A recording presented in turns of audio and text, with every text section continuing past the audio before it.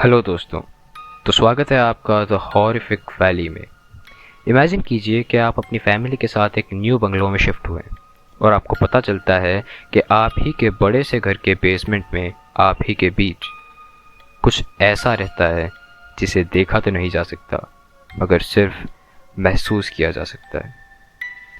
ऐसा ही कुछ उमर महमूद के साथ हुआ जब वो 2002 में अपनी फैमिली के साथ कनाडा में स्थित मिसिसागा नामक जगह पर शिफ्ट हुए। उस वक्त उमर की एज तकरीबन 9 साल थी। उमर और उसकी फैमिली का पुराना घर काफ़ी छोटा था, जबकि उनका ये नया घर एक 5 BHK बंगलो था जिसमें एक अनफर्निश्ड बेसमेंट भी था। शुरुआत में उमर इतनी बड़ी जगह को देखकर काफ़ी नर्वस था, पर धीरे धीरे कुछ ही हफ्तों में वो अपने बड़े से घर से काफ़ी कंफर्टेबल हो गया था। मगर उमर हमेशा उस अंधेरे और विशाल तहखाने में अकेले जाने से घबराता था। स्टिल हिम्मत जुटाकर उमर जब बेसमेंट के स्टेयर्स से नीचे जाता है, वो देखता है कि बेसमेंट में जाते ही 2 दरवाजे ऑपोजिट साइड्स पे लगे हुए हैं और सीलिंग से काफ़ी सारे हुक्स लटके हुए। जब उमर अपने डैड से उन हुक्स के बारे में पूछता है तो उसके डैड एक बहुत ही नॉन चाइलेंट वे में उसे बताते हैं कि प्रीवियस ओनर्स ड्रग्स की खेती किया करते थे और इसी दौरान वो पकड़े गए थे, जिसके बाद से वो हुक्स वहीं छोड़ दिए गए। उमर को ये बात कोई पल्ले नहीं पड़ी। उमर ये बात जानता था कि उसके डैड ऐसी कोई तो बात है उस तहखाने के बारे में जो उससे छुपा रहे हैं। उमर के लिए वो तहखाना और उसकी डार्क हिस्ट्री काफ़ी इंटरेस्टिंग थी। कुछ ही समय में उस बेसमेंट को रिनोवेट करके एक ब्यूटीफुल सिटिंग और स्टडी एरिया में बदल दिया गया। उमर ने 15 की एज से इस्लाम प्रैक्टिस करना शुरू कर दिया था। इस्लाम के बारे में पढ़ते पढ़ते उमर को जिन्स की एग्जिस्टेंस काफ़ी ज़्यादा इंटरेस्टिंग लगी। जिन्स के बारे में पढ़ते पढ़ते उसने और भी सुपर नेचुरल और पैरानॉर्मल चीज़ों पर रिसर्च की। 15 की एज में उमर काफ़ी सारे जिन्स की स्टोरीज सुना करता था और हर क्यूरियस बच्चे की तरह उमर भी उन चीज़ों को एक्सपीरियंस करना चाहता था। मगर उसने ये कभी नहीं सोचा था कि उसके साथ वो एक्सपीरियंसेस उसके ही अपने घर में होंगे। ये कहानी तब एक मोड़ लेती है जब उमर अपनी यूनिवर्सिटी के 2nd ईयर में था। एक टफ एग्ज़ाम देने के बाद जब वो अपने घर पहुंचता है तो उसकी मॉम उसे एक बात बताती है जो कि बहुत डिस्टर्बिंग और अनयूजुअल थी।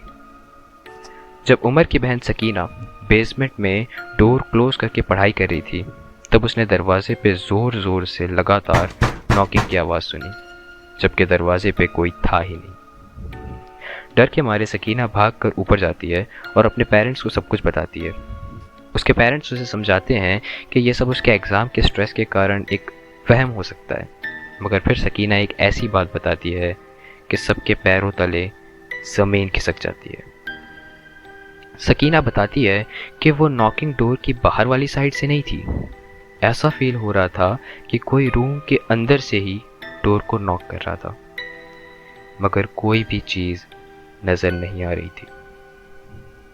जब उमर को इस सब का पता चलता है तो उमर सीधे बेसमेंट में गया और उसने वहाँ कुरान की रेसिटेशन शुरू कर दी, बट एज एक्सपेक्टेड कोई भी चीज़ बाहर नहीं आई। इसके बाद फैमिली के सभी लोग इसे एक बुरा हादसा समझकर भूल गए, बट उमर अपना सारा सामान लेके बेसमेंट पे शिफ्ट हो जाता है। उमर लगभग 1 महीने तक रात को बेसमेंट में अकेला सोता रहता है, इस उम्मीद में कि शायद उसे कोई चीज़ देखने मिल जाए जो वहाँ रहती है, मगर उमर को इस दौरान कुछ भी महसूस नहीं हुआ। इस हादसे के 1 साल बाद उमर और उसकी फैमिली एक बिल्ली को अपने घर ले आते हैं। एक दिन जब उमर का भाई हैदर फजर की नमाज के बाद बेसमेंट में कुरान पढ़ रहा था, उनकी बिल्ली उसके पास आके बैठ जाती है। तभी अचानक हैदर को एक आवाज़ सुनाई देती है, जैसे किसी ने बिल्ली की साइड में ज़ोर से लात मारी हो, और वो बिल्ली दर्द के मारे ज़ोर से उछल पड़ती है। डर के मारे इधर उधर भागने लगती है और अजीब अजीब सी हरकतें करने लग जाती है। एट द एंड बेसमेंट के एक कॉर्नर की तरफ गुस्से में देखकर ऊपर की ओर भाग जाती है। सुबह में जब उमर जागता है, हैदर ये सारी बात उमर को बताता है। ये बात सुनकर उमर को सिचुएशन अब और भी कंसर्निंग लगने लगती है। वक्त गुजरता है और ऐसे ही छोटे छोटे मगर अजीब हादसों का सिलसिला चलता ही रहता है, मगर वक्त के साथ चीज़ें और भी पेचीदा होती जाती हैं, जिनका लॉजिकल एक्सप्लेनेशन दे पाना बहुत ज़्यादा मुश्किल हो जाता है। उमर की सबसे छोटी बहन अपने लिविंग रूम के कर्टन्स को अपने आप बहुत ही एग्रेसिव वे में खुलते हुए देखती है, जैसे किसी ने उन्हें गुस्से में खोल दिया हो। उस वक्त ना तो कोई तूफान आया था और ना ही तेज़ हवाएं चल रही थी, बल्कि वो एक हॉट समर का दिन था।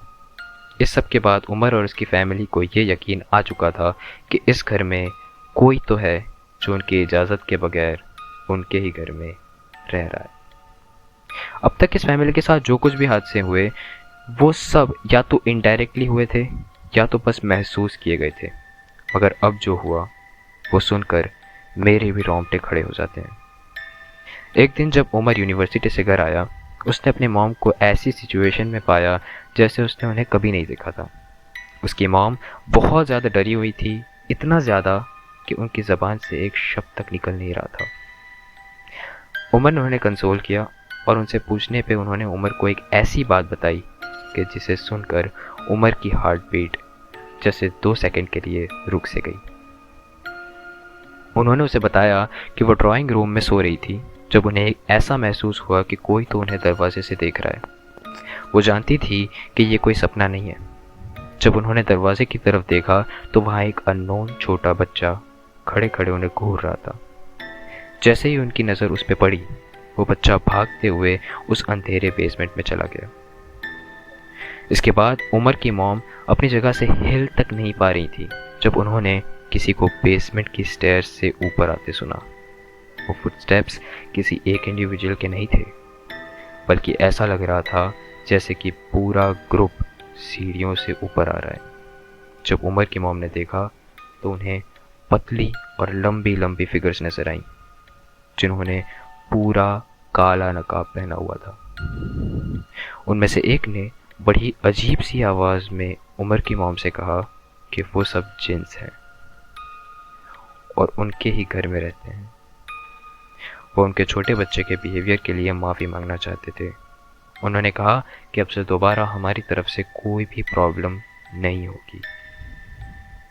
उमर की मॉम ने उन सबको वापस बेसमेंट में जाते देखा और वो सब बेसमेंट के अंधेरों में गायब हो गए।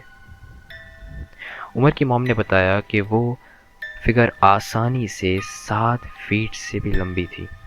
उन्होंने कहा कि वो हमेशा से ही कोई पैरानॉर्मल एक्सपीरियंस करना चाहती थी और आज उन्हें वो मिल गया।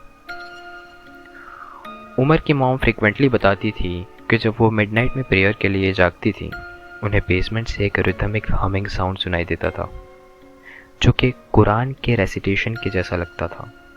इस बात पर उमर के डैड कभी यकीन नहीं करते थे, बट 2014 के रमज़ान में जब सुहूर के बाद उमर की मॉम ने उसके डैड को अपने साथ बैठाया, तब उन्होंने भी वो रिदमिक हमिंग सुनी और वो पूरी तरह स्पीचलेस रह गए। इस सब के बाद उमर भी एक रात जागता रहा और जब वो पानी लेने के लिए उठा, उसने भी बेसमेंट से वही रिदमिक हमिंग सुनी, जैसे कोई कुरान रिसाइट कर रहा हो। वो एक लेडी की आवाज़ थी। वो जो भी चीज़ थी, उमर उससे डरा नहीं था और वो उसे डिस्टर्ब नहीं करना चाहता था, तो वो चुपचाप जाकर सो गया। ये पहली बार था कि जब उमर को खुद इस चीज़ का एक्सपीरियंस हुआ और उसे भी यकीन हो गया कि सुपर नेचुरल चीज़ें इस दुनिया में एग्जिस्ट करती हैं। इस घटना के बाद काफ़ी वक्त तक कोई अजीब चीज़ नहीं हुई, मगर फिर एक दिन आखिरी बार के लिए बेसमेंट से एक आवाज़ आती है। उमर की ग्रेजुएशन के बाद 2015 में जब वो अपने काम से घर आया, उसके पेरेंट्स ने उसे बताया कि उन्होंने ट्रेडमिल को अपने आप चलते हुए देखा, जो कि बेसमेंट में रखा हुआ है। उमर ने कहा कि ज़रूर कोई ग्लिच होगा, बट उसकी मॉम ने बताया कि ट्रेडमिल पूरी तरह से अनप्लग था। जब ये बातचीत चल ही रही थी कि ट्रेडमिल के चलने की आवाज़ बेसमेंट से आती है। सबके सब दंग रह गए। उमर धीरे से बेसमेंट के स्टेयर से नीचे उतरा और उसे महसूस हुआ कि कोई चीज़ ट्रेडमिल पर बहुत तेज़ी से भाग रही है। जैसे ही उमर दरवाजे के पास पहुंचता है, ट्रेडमिल बंद हो गया। जब उमर ने अंदर जाकर देखा तो उसे पता चला कि ट्रेडमिल तब भी बिल्कुल अनप्लग था। ये उमर की ज़िंदगी का सबसे अनरियल एक्सपीरियंस था। इस हादसे के बाद काफ़ी सालों तक कभी भी उमर और उसकी फैमिली को उन जिन्स की कोई भी आवाज़ नहीं आई। वो जानते थे कि जो एंटिटीज़ उनके बेसमेंट में रहती थी वो पाक जिन्नात थे, इसलिए उन्होंने कभी भी अपने बेसमेंट में लाउड म्यूज़िक नहीं बजाया। उमर और उसकी फैमिली उन्हें कभी भी डिसरिस्पेक्ट नहीं करती थी। ये तो पाक जिन्नात थे जो इंसानों को बेवजह नुकसान नहीं पहुंचाते, मगर इनके ही जैसे कुछ नापाक जिन्नात भी एग्जिस्ट करते हैं जिनकी नीयत इंसानों को पूरी तरह से नुकसान पहुंचाने की होती है, जिस वजह से हमें जिन्स और उनकी दुनिया से दूर रहकर कभी उन्हें बॉदर नहीं करना चाहिए। ऐसी ही सच्ची अनहर्ड स्टोरीज़ के लिए द हॉरिफिक वैली को सब्सक्राइब करें और बेल आइकन को प्रेस करें। जल्द मिलूंगा आपसे ऐसे ही एक ट्रू पैरानॉर्मल इवेंट के साथ। तब तक के लिए be safe and good bye.